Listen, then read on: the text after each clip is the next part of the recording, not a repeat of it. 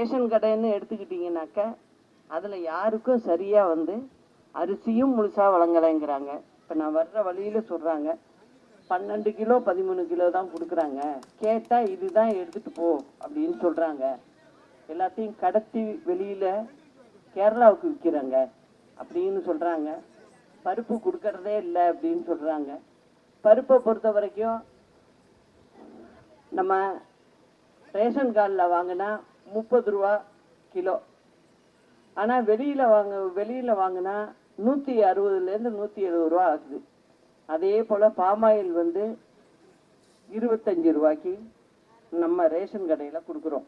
ஆனால் வெளியில் வாங்கினா 90லேருந்து 100 ரூபா ஆகுது. ஆனால் இது எதையுமே அவங்க கொடுக்கல.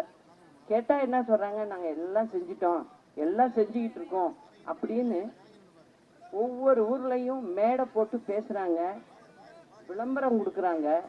அது ஒன்று தான் செய்கிறாங்க. சரிவர அவங்க செய்கிறது பொய்யான விளம்பரம்.